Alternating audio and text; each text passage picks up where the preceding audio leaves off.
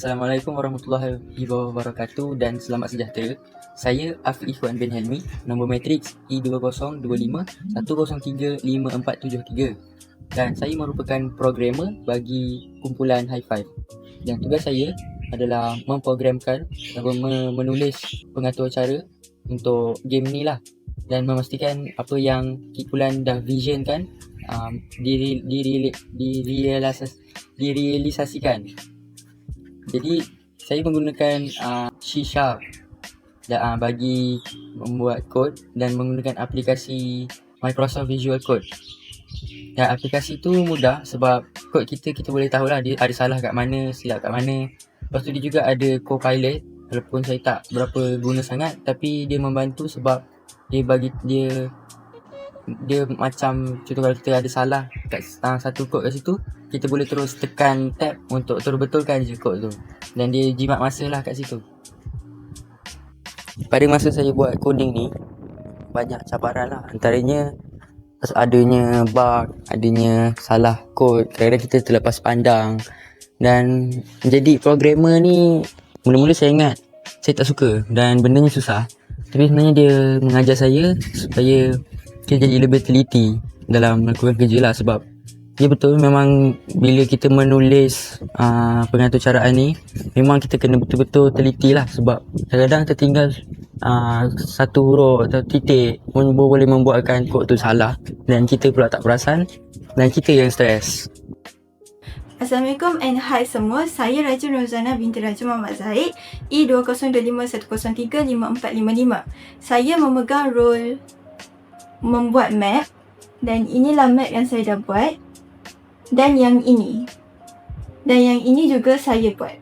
Ketiga-tiga map ini saya ada ambil sedikit idea daripada Google yang telah orang design, tapi saya desainnya mengikut kreativiti saya sendiri. Ketiga-tiga map yang telah saya buat itu, saya menggunakan aplikasi Ibis Paint. Masa yang diperlukan untuk membuat 3 map ini agak lama, namun ia sangat menyenangkan. Assalamualaikum warahmatullahi wabarakatuh. Nama saya Nur Syafina Dunia binti Syafiq Effendi, nombor matriks E20251036.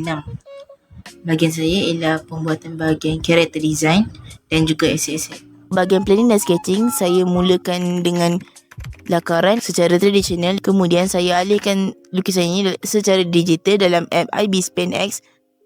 Untuk bahagian color picking, iaitu bahagian pilihan warna, ini mengambil masa yang agak lama kerana watak utamanya bajunya perlulah warna yang tidak tenggelam dengan latar belakang. Untuk bahagian ini pula, saya mengambil keputusan untuk menukar gaya lukisan saya.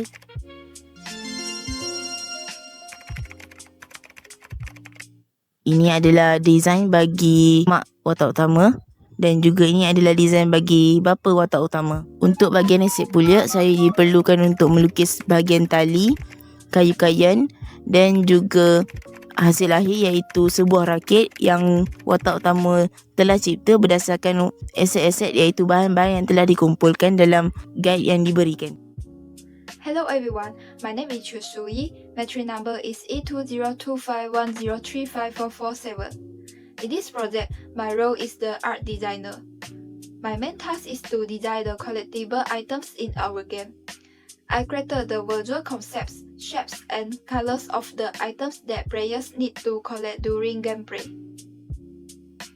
I really enjoy making this game because I found it very fun. Assalamualaikum, nama saya Muhammad Zarif bin Shabiza. Saya memegang nombor matrik E202510355486, dan untuk subjek pembangunan permainan 2D ini, saya berada di dalam kumpulan 5, iaitu High Five Studio. High Five Studio memilih untuk membuat game yang bertajuk Test in Flood. Dalam pembuatan game ini, saya bertanggungjawab sebagai pembuat UI, iaitu User Interface. Saya menghasilkan menu utama yang mengandungi butang, play, credits dan exit serta elemen lain bagi memudahkan navigasi pemain.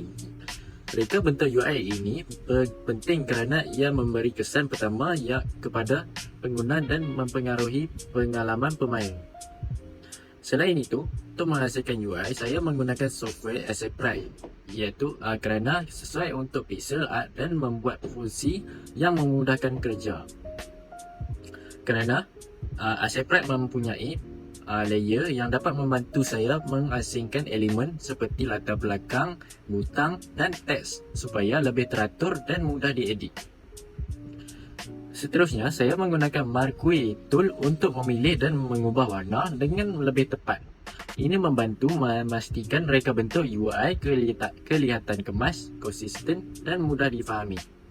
Akhir sekali, pengalaman ini meningkatkan kemahiran saya dalam mereka bentuk UI serta memahami kepentingan dalam sesebuah permainan.